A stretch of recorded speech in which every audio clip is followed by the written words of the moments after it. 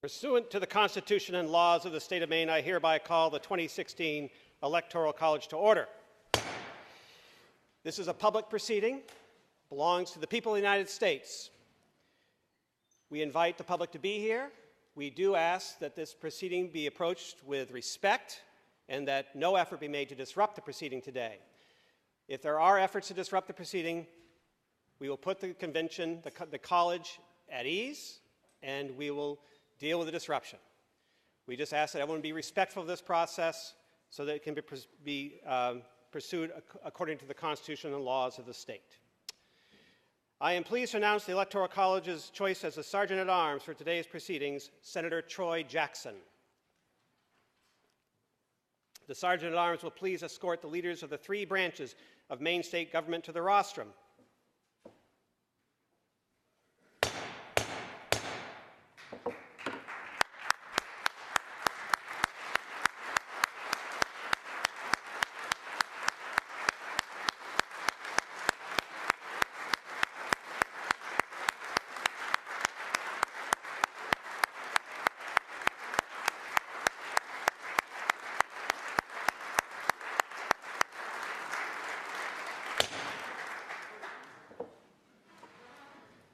Please rise for the singing of our national anthem.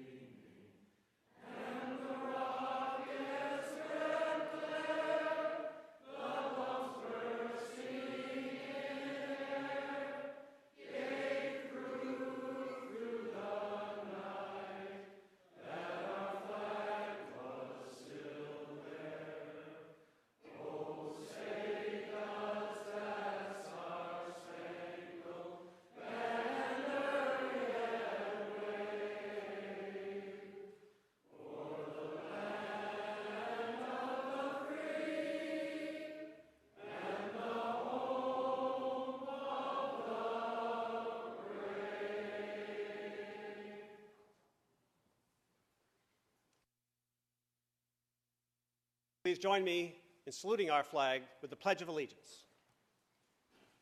I pledge allegiance to the flag of the United States of America and to the republic for which it stands, one nation, under God, indivisible, with liberty and justice for all. I am pleased to thank Mr. Noah Gardner of Hamden for his wonderful leading of the national anthem.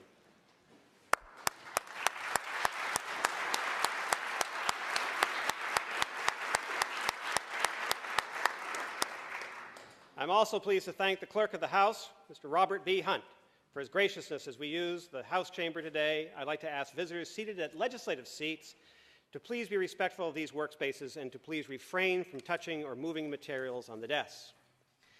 I am pleased to introduce the following very special guests of the Electoral College. The Honorable Paul R. LePage, Governor of the State of Maine.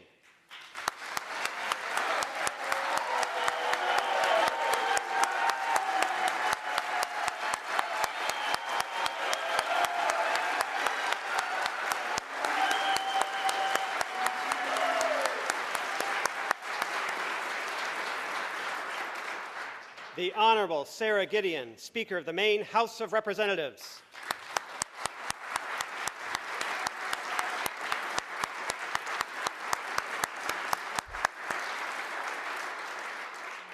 The Honorable Michael D. Thibodeau, President of the Maine Senate.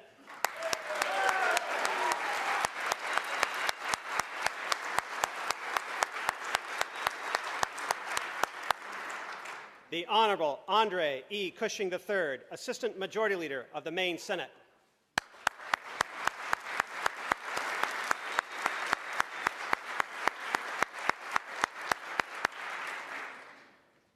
The Honorable Troy Dale Jackson, Minority Leader of the Maine Senate.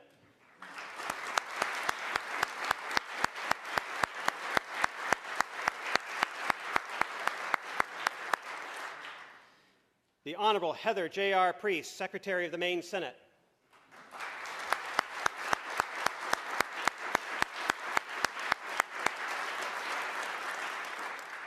The Honorable Bradley Sawyer, Assistant Secretary of the Maine Senate.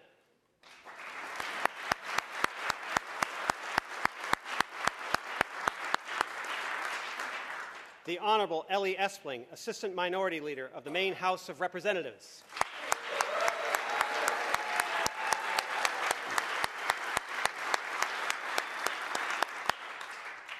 The Honorable Jennifer E. McGowan, Assistant Clerk of the Maine House of Representatives.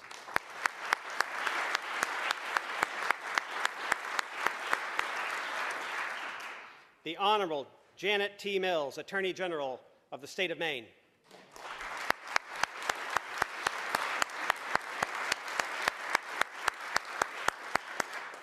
The Honorable Paula Buckley, Auditor of the State of Maine.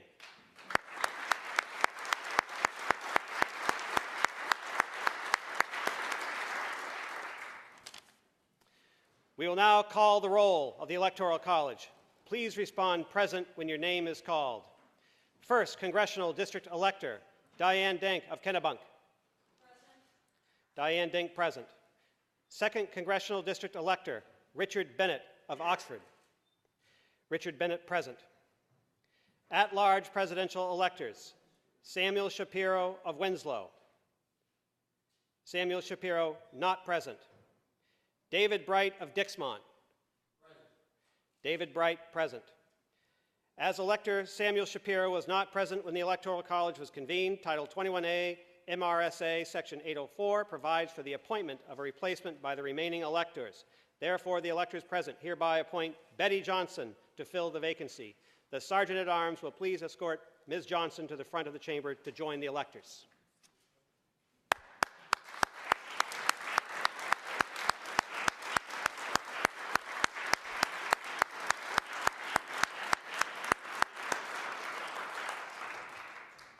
I now call upon Barbara Redmond, Chief Deputy Secretary of State and a Dedimus Justice, who will administer the oaths of office to the Electoral College members to qualify them to enter upon their official duties.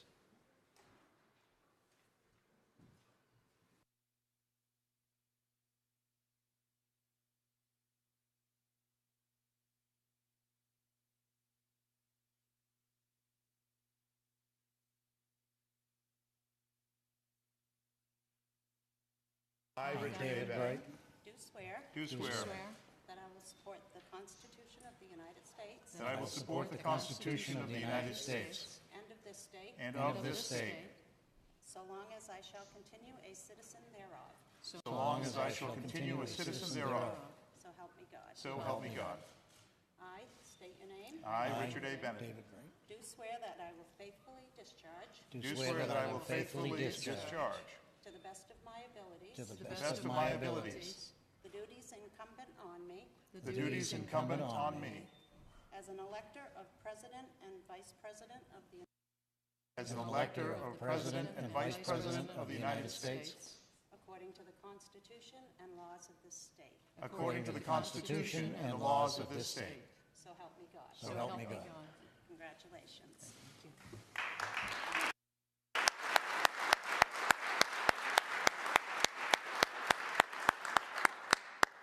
The members will please sign their certificate of qualification, and the pages will collect the certificates. I am pleased now to introduce the State Archivist, David Cheever, who will speak on the history of the Electoral College in Maine.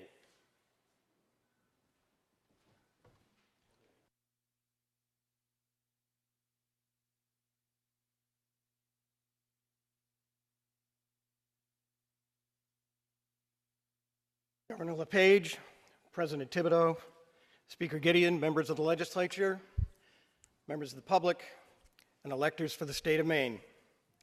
We are here today to make history, to elect the President and Vice President of the United States.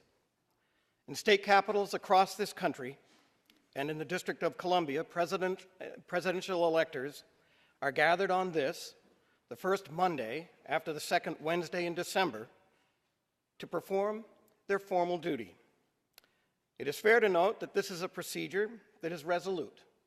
No matter what the weather may bring, the Electoral College vote is held in every state on this day. While this process is constitutionally described and prescribed, first in Article 2, Section 1, and later in the 12th Amendment of the United States Constitution, the history of the Electoral College and of presidential elections was grounded, quite literally, in our economy. Respecting the broad geographic latitudes of the United States, the Founding Fathers agreed to conduct national elections at the time of the year when most men, for those where the people expected and eligible to vote, would be available to go to the polls. November was considered the best month because it came between the end of the fall harvest in most southern states and the onset of the worst of winter in the northern states. In Maine, for many years, with the apples, potatoes, blueberries, and corn already in, voting for statewide offices occurred in September, with the national election taking place less than 2 months later. That early voting for Maine gave rise to the phrase many of us are familiar with, as Maine goes, so goes the nation. One of the occasions that the phrase was especially appropriate was in 1860, when the newly reformed Republican Party received voters' support on the third Tuesday of September with the election of Israel Washburn as Maine's governor, and followed that with the election of Abraham Lincoln as president and Maine's Hannibal Hamlin as vice president just weeks later. Because most polling places then were often quite distant from those who wished to vote, allowing a travel day following our traditional Sabbath meant that voting would be held on a Tuesday. Allowing for the votes to be counted and recounted if necessary pushed the outcome of the national popular election into December, when the formal voters, those of you here today, would fulfill their responsibilities. In the great majority of our presidential elections, the electors have overwhelmingly taken their responsibilities seriously. In the Electoral College history, no Maine elector has yet been faithless and broken his or her pledge to cast the electoral vote according to the outcome of Maine's popular vote. The two most recent cases nationally reflect how uncommon such a breach has been. In 2000, a Washington, D.C. elector pledged to vote for Al Gore and Joe Lieberman. Instead, she withheld her vote as a protest to the lack of formal congressional representation of the district in Congress. And in 2004, a Minnesota elector voted for John Edwards for president instead of the Democratic presidential nominee, John Kerry.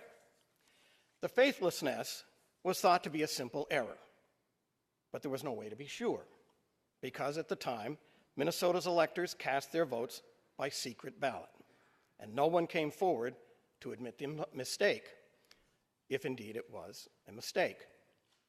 That can no longer happen in Minnesota. The land of 10,000 lakes amended its laws to provide for a public ballot and, additionally, the invalidation of any faithless vote that is cast for someone other than for whom the elector has pledged. And the term faithless itself needs to be used with a little distinction. In 1872, the Democratic Party nominated Horace Greeley for president. Greeley, however, died after the November election, but before the Electoral College could meet. Greeley had not won the presidential race, but he did win 66 votes. 3 of those electors remained faithful to their pledge and voted for Greeley, a dead man. 17 other electors abstained, and the remaining 43 divided their votes among 3 Democratic candidates. It was not so much that the 63 votes were faithless, it was just the electors did not believe it made sense for them to cast votes for Greeley. In the entire history of the Electoral College, the country has experienced only 158 instances when an elector proved faithless and cast his or her ballot for someone other than the candidate who received the most votes in that congressional district or state. And perhaps that needs a little explanation as well. Although Maine now conducts its state and national elections on the same day as everyone else, we nevertheless have a distinction worth noting, and one about which you became quite familiar during this year's campaign. Of all the 50 states, 48 of them feature winner-take-all electoral votes, meaning that the candidate winning the popular vote in that state is awarded all of the electoral votes, regardless of the margin of victory at the polls. The two exceptions to winner-take-all, as you know, the state of Nebraska is one, and we in Maine are the other. Here, since 1972, the electoral votes can be divided depending upon the outcome of the public vote. The candidate receiving the most votes in the state receives 2 of Maine's 4 electoral votes, representing our 2 U.S. Senate seats. The other 2 votes are dependent upon which candidate receives the most support in the congressional district.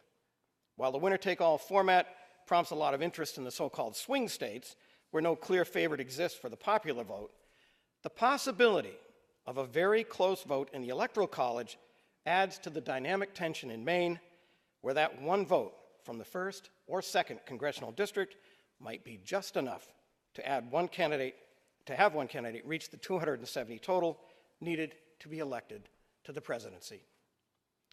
Although the prospect of a split electoral vote exists in the 10 elections since adopting the congressional district method, no split occurred. This is the 11th election. And this year, we have a split, or we are about to. As more than a side note, is worth reviewing why the electors are here and how that happened. At the formation of the United States, fewer than 5 million people lived in the 13 new states, and no distinct, readily identifiable, and embraced national political parties existed. That would soon change. Moreover, without what we consider modern media to inform the electorate, and with no national transportation system to make campaigning easier, the public had little access to candidates and correspondingly limited knowledge about them. Most of what they thought they knew, they had read in the newspapers. And the idea of campaigning was far different from what we have experienced today. For nearly 100 years, the prevailing idea was that the office should seek the man, that the man, or in the case this year, the woman, should not seek the office. The risk to that was that far fewer people would know the candidates, which gave rise to the practice of designating favorite sons, and also made the argument, in a way, that the straight popular vote might not bring about the best results. In first devising and then revising the 12th Amendment to the United States Constitution, Congress put in place the Electoral College method that would respect the public vote while ensuring that the various states, how many of them there would turn out to be, would be fairly represented in determining who would serve as president and who would serve as vice president. In the 48 opportunities since the beginning of our statehood, Maine citizens have dutifully and faithfully cast their ballots as members of the Electoral College. Today marks the 49th vote. And now it is your turn, Maine electors, Betty Johnson, Diane Dank, David Bright, and Rick Bennett, to make history. Thank you for your service, and may God bless the United States of America.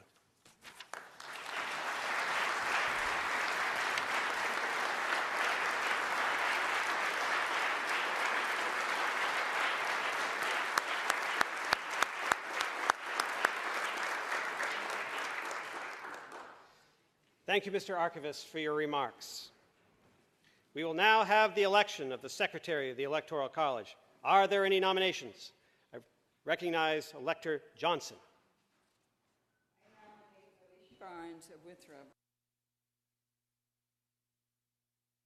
Elector Johnson nominates Alicia Barnes of Winthrop for the position of Secretary of the Electoral College. Is there a second? I second that motion. Are there further nominations?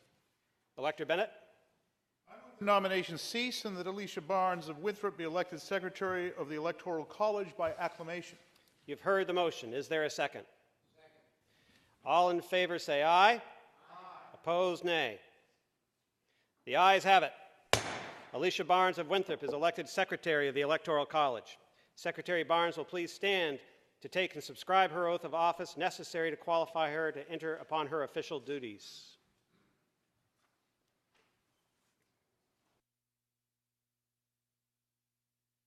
I, Alicia Barnes, do swear that I will support the Constitution of the United States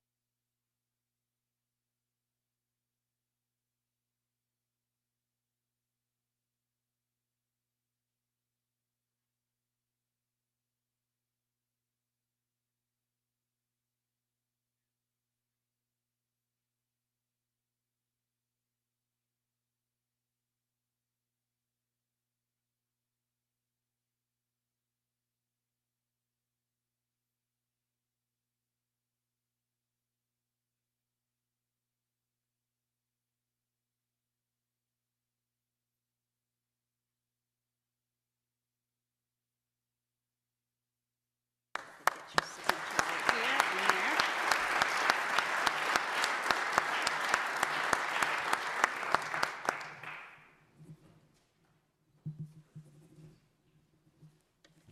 Thank you, thank you.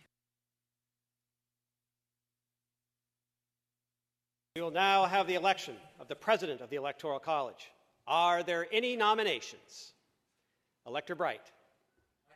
Betty Johnson of Lincolnville for the position of President of the Electoral College. Elector Bright nominates Betty Johnson of Lincolnville for the position of President of the Electoral College. Is there a second? I second. Are there further nominations? Elector Denk. That nominations cease and that Betty Johnson of Lincolnville be elected President of the Electoral College by acclamation. You've heard the motion. Is there a second? Second. It's been seconded. All in favor say aye. Aye. Opposed, nay. The ayes have it. Betty Johnson of Lincolnville is elected President of the Electoral College. President Johnson will come forward to assume her duties as President of the Electoral College.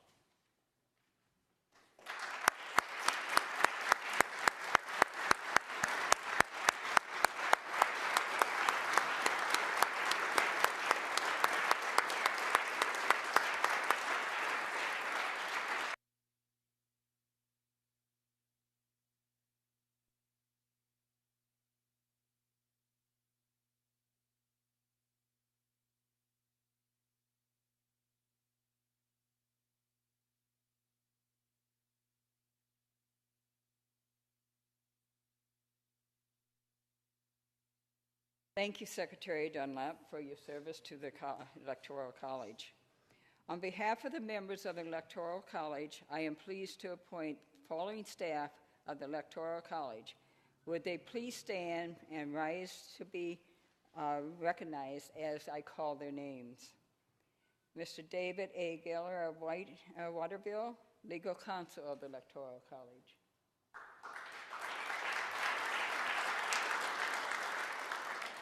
Jean Russell of Augusta, stenographer to the Electoral College.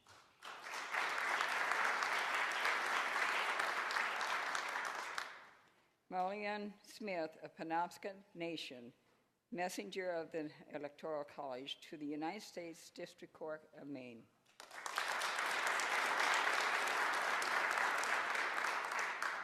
The following will serve as pages to the Electoral College. Ms. Cole Geller of Waterville. Ms. Rachel Sherman of Springville.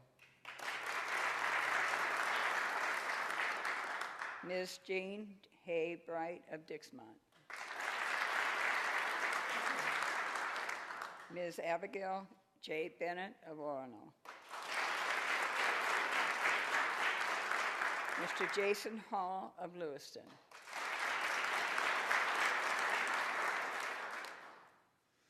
The Electoral College has received the following communication from the Secretary of State Matthew Dunlap. Secretary will read the communication. 2016 Electoral College information for Maine. Presidential electors are the people who actually elect the President of the United States. When voters go to the polls on Election Day, they choose electors, not presidential candidates. In other words, voters choose electors and electors choose the president. Each state gets votes in the Electoral College. The number of votes allotted to each state is determined by adding up all of the members of the United States chair Congress. Recognizes, Reading of this be dispensed. the chair understands that elected moves to further reading of the communication to dispense with. Is this the pleasure of the Electoral College?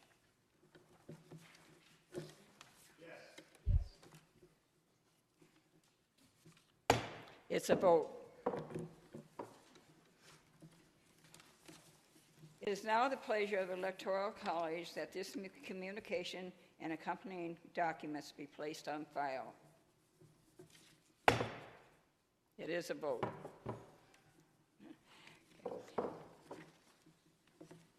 The chair recognizes Elector Bright. The Secretary receive, sort, and count ballots for President of the United States. You've heard the motion. Is there a second? Second. All in favor, say aye. Opposed, nay. The aye. Can we vote? Aye. The ayes have it.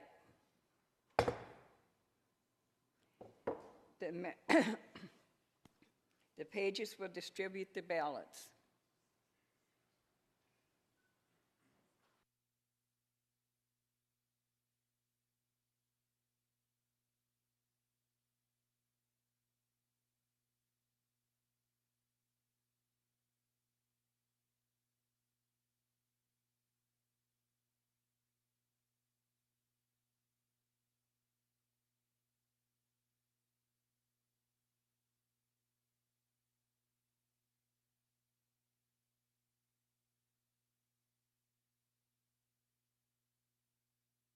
I believe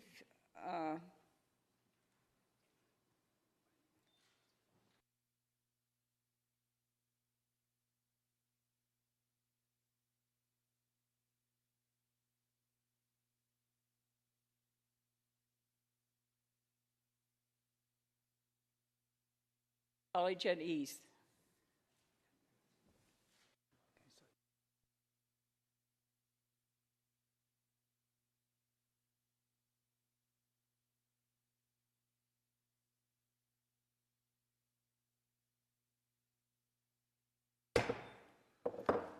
Back in order. What you do is just circle, and then you do not sign, and then it will be collected.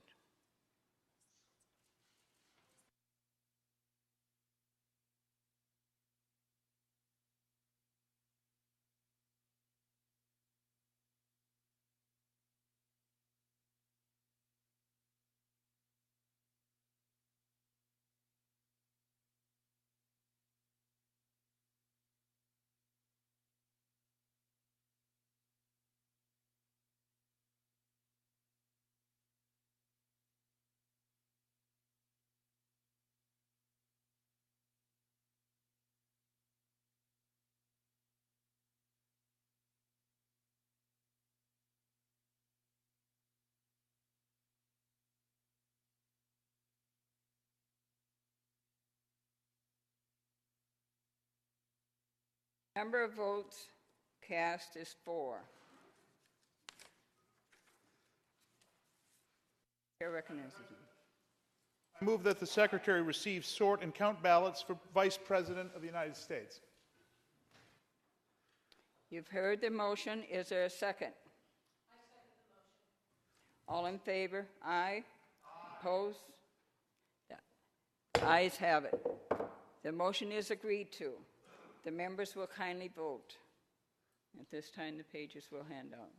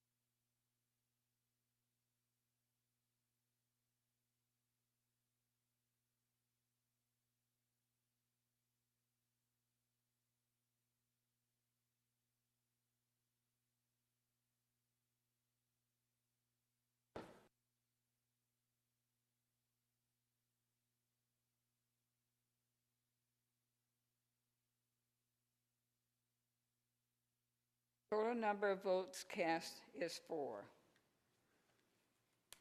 I'll now read the outcome.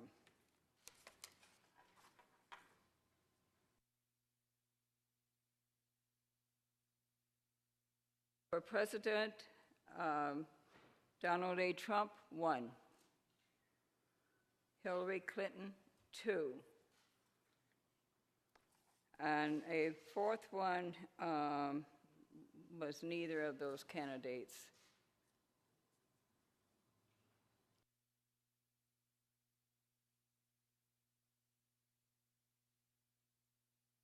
I rule as president of the college that this ballot is out of order. And who cast this ballot will have a chance to vote again.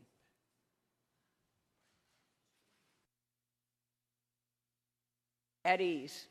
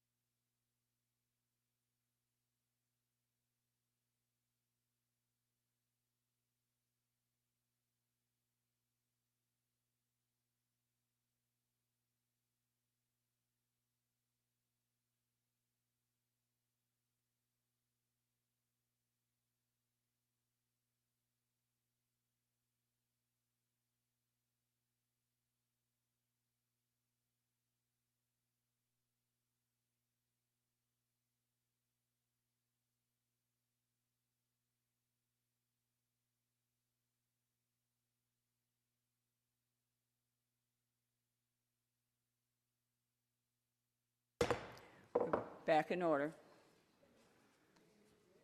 Because this was out of order, the ballots will be redistributed, and you will vote for President of the United States again. Now, we have only blank ballots at this point, so you will write the name.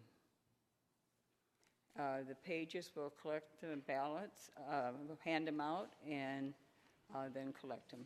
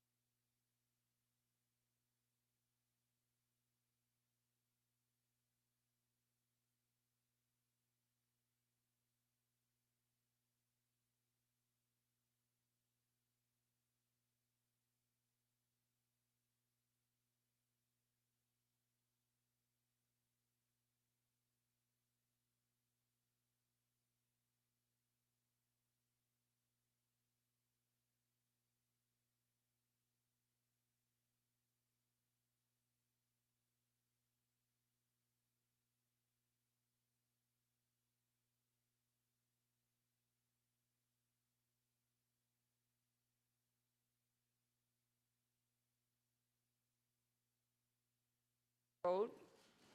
The ballots have been picked up. The secretary will now come.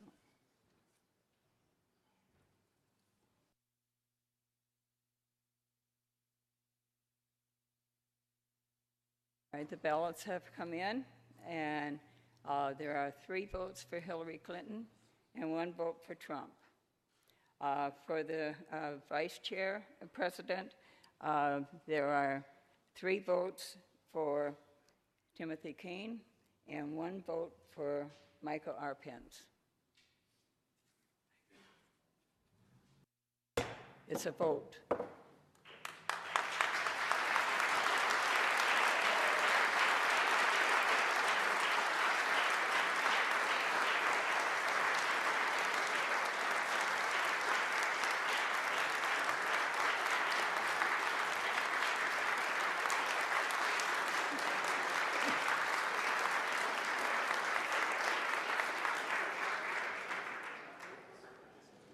At this time, yes, Madam President, I move that the Electoral College accept the vote for President and Vice President of the United States. is there a second? The motion. All in favor, say aye. Opposed? The ayes have it. Vote.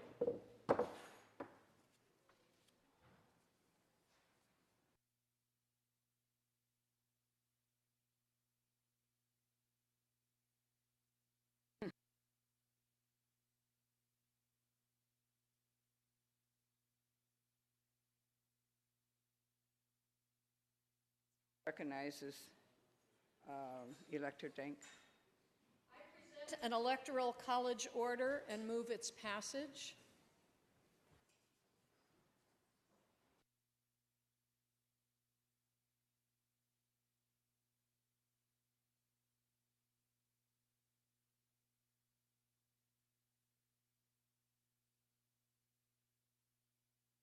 The secretary will read the order.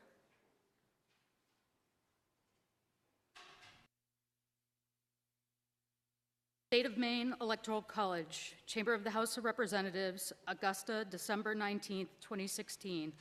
Be it ordered that, in accordance with provisions of Title 21A, MRSA Section 806, the following persons be paid the amounts set opposite the respective names for attendance, expenses, and services provided in connection with the meeting of the Electoral College for the state of Maine on the 19th day of December in the year 2016. Betty Johnson, elector, $10, expense as submitted. Diane Denk, elector, $10, expense as submitted. Richard Bennett, elector, $10, expenses as submitted. David Bright, elector, $10, expenses as submitted. Troy Jackson, Sergeant of Arms, $25, expenses as submitted. Alicia Barnes, Secretary, $25, expenses as submitted. David Geller, Legal Counsel, $25, expenses as submitted. Jeanne Russell, Stenographer, no compensation.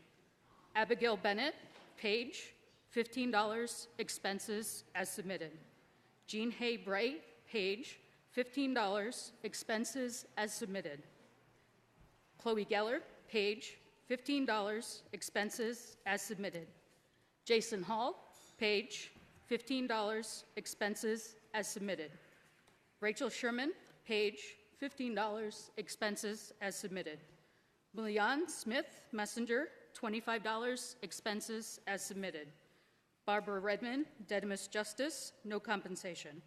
Reverend Frank John Murray, $25, expenses as submitted.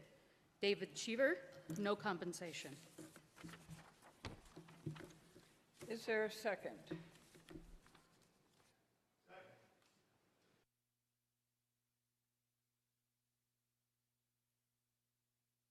All in favor, say aye. Aye.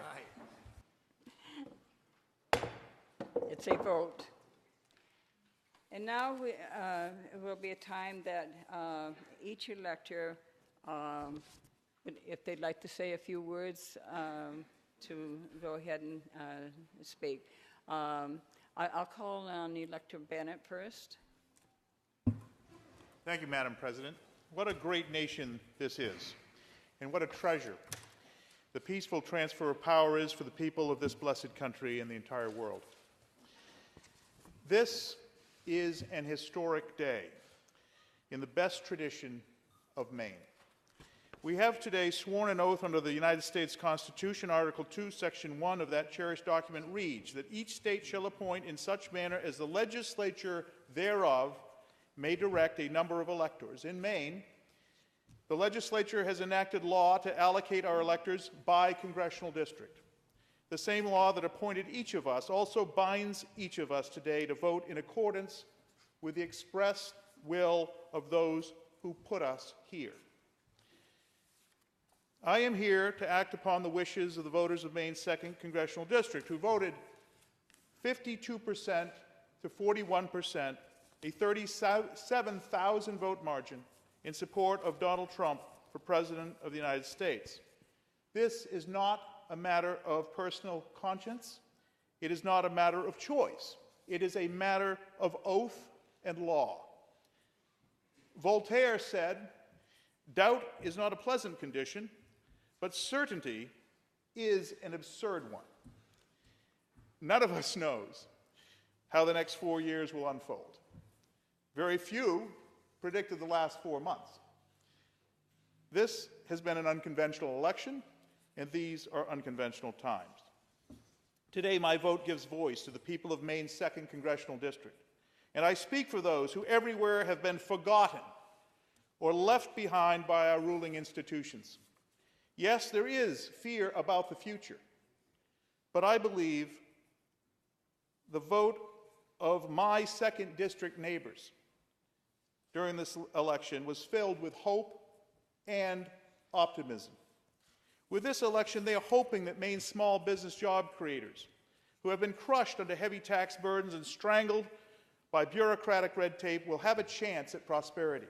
They hope that the exodus of Maine jobs shipped to the corners of the earth will end with new trade deals, where Maine's and America's workers are at the foremost, not an afterthought. They hope to curtail the unholy collaboration between unfettered government and big government in the name of globalism, which has not delivered the uplifting prosperity that was promised. They hope to reclaim control of the 1/6 of the American economy commandeered by the control of the federal government in the name of affordable health care that's proven anything but. They hope to keep more of their hard-earned income instead of continuing the punishing extraction of more wealth from the American economy, which has occurred these past 8 years, than at any time in American history, all the while amassing a national debt of $20 trillion that our children and grandchildren will have to pay for. They hope to honor our brave American veterans and provide them with the respect and the care they deserve. They hope to create a legal immigration system that works for America rather than bringing unvetted refugees into our nation and our neighborhoods. They hope that Americans with deeply held beliefs and principles of faith that govern their sovereign lives will be respected rather than attacked, dragged through the mud, and forced to pay for litigation to defend their livelihoods. Friends, fellow Mainers and Americans, our nation, our interests, our children's future prosperity have not been well cared for.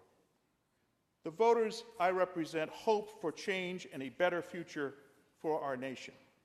On November 8th, the voters of Maine's 2nd Congressional District cast their ballots overwhelmingly for the candidate in their minds who promised to put American veterans, American workers, American business, American families, and American interests first here and around the world. The candidate who clearly laid out a plan to restore the promise of the American dream and return common sense principles to the governance of this great nation. The candidate who promises to work day and night, 365 days a year, to make America safe, proud, prosperous, and yes, great again. Today, on behalf of the forgotten people of Maine's 2nd District, with hope in my heart, I humbly cast their vote for Donald J. Trump for President of the United States of America.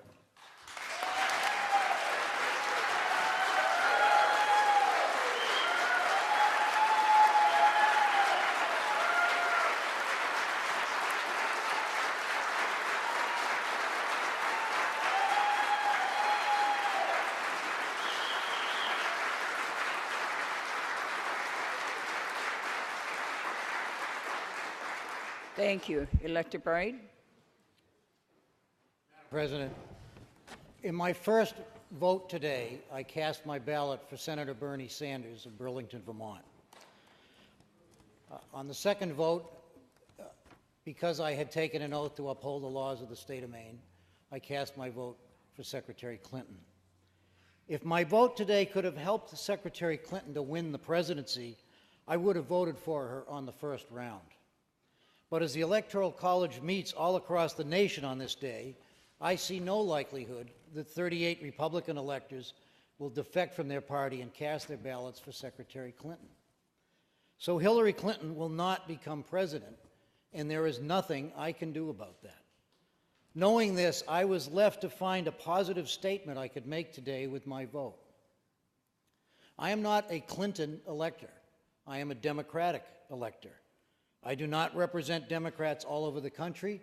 I represent Democrats in Maine. I cast my initial vote for Bernie Sanders not out of spite or malice or anger or as an act of civil disobedience. I mean no disrespect to our nominee. I cast my vote to represent thousands of Democratic Maine voters, many less than a third of my age, who came into Maine politics for the first time this year because of Bernie Sanders. They organized, telephoned, and sent in their $27. Many stood in line for hours in order to navigate our Byzantine system of caucuses and convention this spring so that they could be among the 2/3 of Maine Democrats who cast a vote for Sanders. Most importantly, they did this to vote for someone they believed in, not to vote against someone they feared. Sadly, when the primary season was over and their candidate was not successful, many of them lost hope as well as interest. Many felt the Democratic Party had not listened to them, did not care about them, and did not respect them. Their sense of loss in July became part of our party's loss in November. Democracy is hard and messy and complicated, and those of us who have been at this game for a long time have learned to take the defeats when they come. But those lessons don't come easily for new voters. So I cast my Electoral College vote for Bernie Sanders to let those new voters who were inspired by him know that some of us did hear them, did listen to them, do respect them, and understand their disappointment. I want them to know that not only can they come back to the process, but that they will be welcomed back and that there is room in the Democratic Party for their values. To go forward, the Democratic Party needs these young voters. More importantly, America needs these young voters. I can't do anything to change the results of the election this year, but perhaps by encouraging these idealistic voters to stick around, I can change the results of elections to come.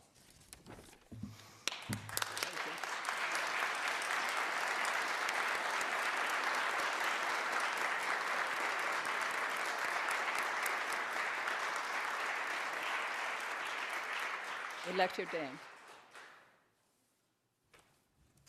I stand here today with a very bittersweet mission. On the one hand, I am proud that I have been elected by my Democratic counterparts to partake in a very historic vote of a magnitude which my generation has never experienced. On the other hand, the doubt that I feel going forward is tremendous. I grew up in Springfield, Illinois, with a GOP grandmother who taught me the wonder of our native son, Abraham Lincoln. I also learned that other heroic Illinois Republicans like Senator Everett Dirksen and Senator Charles Percy and Margaret Chase Smith, the pride of Maine, were brilliant, hardworking, industrious people who always put the needs of their constituents first. Under my Democratic parents, I learned that FDR, JFK, and LBJ were men who advanced programs for those who struggled to get by. Today I have the privilege of voting, but the feeling is very hollow. Having said this, it's time we stop looking back and start looking forward. I hope and pray Donald Trump remembers that there are many of these working class families, seniors, women, veterans, minorities, people of oppositional viewpoints, people of different faiths, people who came here from other countries, people who believe in science, and people who just want to make good lives for themselves and for their children in our great country. I am discouraged by the cabinet he has assembled, but my hope is that the men and women in Congress can reject any candidate whose mission is not to make the lives of U.S. citizens better. My message today is one in which I would encourage people not to get angry, but to get active. Donate to any group that you think might be adversely impacted by the next presidency, such as Planned Parenthood, NAACP, Equality Maine, conservation groups, groups that assist seniors and struggling families, and your local food banks, and particularly veterans groups. Lastly, I want to thank President Barack Obama and Vice President Joseph Biden for the exceptional job they have done of leading our country for the past 8 years. I also want to wish Secretary Hillary Clinton well in the future. I particularly want to acknowledge and thank Senator Bernie Sanders for igniting a flame under my party and bringing so many great people into the process. I want to acknowledge Governor LePage, and I wish him well, and I wish all of our elected officials for the state of Maine well under the new leadership. We are a strong country. We are a strong state. We are a very generous people, and we will survive. God bless us, everyone, and thank you.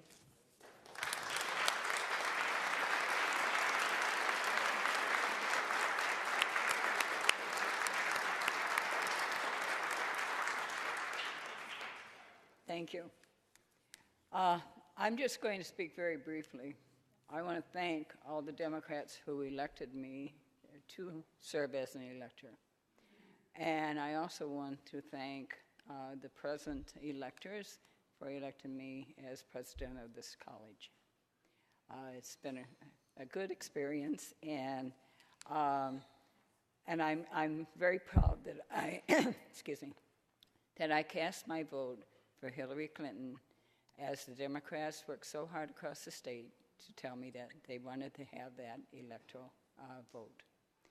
So without any further ado, I'd like to introduce the Honorable Reverend Frank Murray for the closing prayer.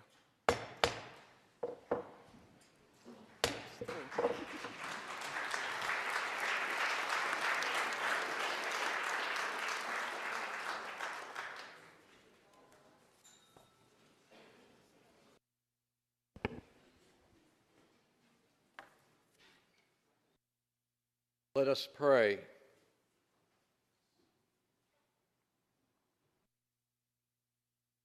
Loving God, we praise you and we thank you for the gift of our country. We also acclaim you for the beautiful and the rich land you allow us to possess and occupy here on Mother Earth. And even above these great gifts of country and land, we know our greatest gifts are life, liberty, and the pursuit of happiness. As we prepare for a change in government through the electoral process we have just accomplished through the work of the Electoral College here and around the nation, help us come together as a people and a nation. The challenges that face us are monumental and cannot be solved by one philosophy or ideology or political party or faith community. We need your help, loving God, in lowering our voices, opening our minds, and appreciating the good which exists in our brothers and sisters who think and act differently than ourselves. Most importantly, we believe that with your help and graces, we can accomplish all you desire for us as we start anew. May better lives, greater liberty for all, and happiness for all men, women, and children in our country and the world be the foundational direction for us throughout the coming 4-year term of our new president, Donald Trump. May all selfish pursuits on our part yield to your will, loving God. We ask all these things in your name. Amen.